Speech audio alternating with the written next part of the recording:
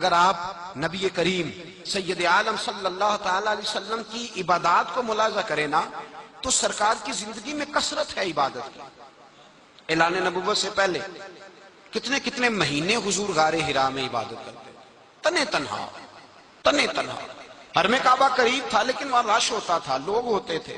فرمایا میں اکیلے میں اپنے رب کو منانا چاہتا ہوں۔ کتنے کتنے ایام حضور غار حرا میں عبادت کرتے۔ پھر صحابہ کرام علیہم رضوان فرماتے کہ مدینہ منورہ میں حضور کا یہ رنگ ہوتا، اتنے لمبے سجدے کرتے کہ لگتا روح مبارک کی پرواز کر گئی، اتنے لمبے سجدے کرتے۔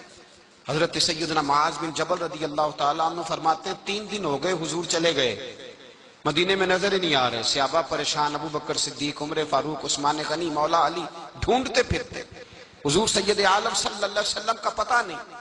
فرماتے ہیں جناب صدیق اکبر گھومتے گھومتے جبل سلا کی پہاڑی کے قریب گئے۔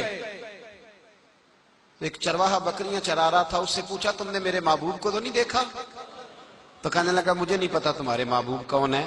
ایک آدمی آج 3 دنوں سے غار میں رو رہا ہے، اتنی شدت کے ساتھ روتا ہے کہ میری بکریاں جا کے غار کے سامنے بیٹھ جاتی ہیں، اور بکریاں بھی روتی ہیں۔ میں بڑا کھینچتا ہوں پر لوٹتی نہیں، رات کو گھر لے کے جاتا ہوں تو جاتی نہیں، سویرے باڑے سے نکالتا ہوں تو دوڑی ہوئی آتی ہے، پھوٹ پھوٹ کے روتی ہیں۔ لیکن حال یہ ہے کہ دودھ پہلے سے بھی زیادہ دیتی ہے۔ حضرت ابو بکر صدیق کہنے لگے یہی تو میرے رسول پاک علیہ السلام کے نبی ہونے کی علامت ہے۔ حضور کی صحابہ کو بلایا، 3 دن سے حضور سجدے میں ہیں۔ کتنے دنوں سے؟ یہاں سجدہ لمبا ہو جائے تو امام کے پیچھے لوگ بھاگنے لگتے ہیں کہ صاحب آپ تو فارغ ہیں، مجھے تو ڈیوٹی پہ بھی جانا تھا۔ 3 دن سے حضور سجدے میں، اتنا طویل سجدہ، اتنا طویل۔ صحابہ کہتے ہیں قدموں میں جا کے لگے، محبوبہ بس کریں آ جائیں۔ حضور نے فرمایا رب نے سورہ ہود نازل کر دی ہے، سخت حکم آ گئے ہیں۔ وہ کہتا ہے میں تیری امت سے حساب پوچھوں گا، میں اپنے رب کو منا رہا ہوں، بکر جاؤ مجھے منا لینے دو۔ حضور نے ہمیں بتلایا ہے کہ رب کو سجدہ کریں تو رب مانتا ہے، اس کو منانے کا طریقہ سجدہ کرنا ہے، جھکنا ہے، عبادت کرنا ہے۔ کہا وہ مانے گا تو میں آؤں گا۔ تڑپ گئے صحابہ۔ اور ایک روایت ایسی بھی ہے کہ جب بات نہ بنی تو حضرت فاطمہ سے عرض کیا۔ حضرت فاطمہ شام کا سناٹا چھایا، اپنے آپ کو کپڑوں میں لپیٹا، دائیں بائیں شہزادوں کے لیا تو حضور کی بارگاہ میں گئیں، کہنے لگی محبوبہ بس کریں گھر آ جائے، مدینہ سونا ہو گیا ہے۔ مسجد نبی کی دیواریں بھی روتی ہیں، یا رسول اللہ ستون مجھ سے آپ کا پوچھتے ہیں گھر آئیں۔ نبی پاک نے فرمایا فاطمہ تو بھی دعا کر، میں بھی دعا کرتا۔ حضرت فاطمہ بھی ساتھ والے کونے میں سجدے میں گر گئی، پھر دعا ہوئی، پھر التجا ہوئی۔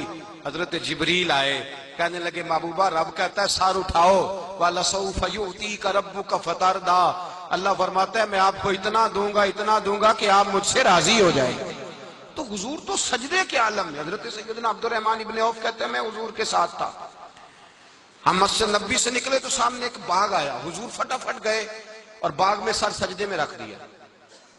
دیر تک حضور نے سجدہ کیا، اتنا لمبا کہ جیسے کسی کی روح پرواز کر گئی۔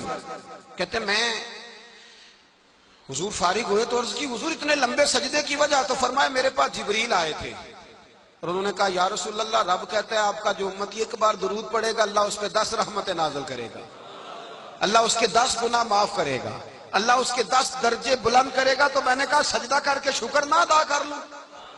اس بات پر میں سجدہ کرنے لگ گیا۔ اس بات پر ایک دوست کے ہاں بیٹا ہوا، مجھے کہنے لگے مبارک ہو بھتیجا آیا ہے۔ میں نے کہا خیر مبارک۔ بڑے عرصے کے بعد اللہ نے نوازا، میں نے 5 کلو مٹھائی بھیجی آپ کی جانب، دوستوں کو کھلا دیجئے گا۔ میں نے کہا اور کتنی بانٹی ہے؟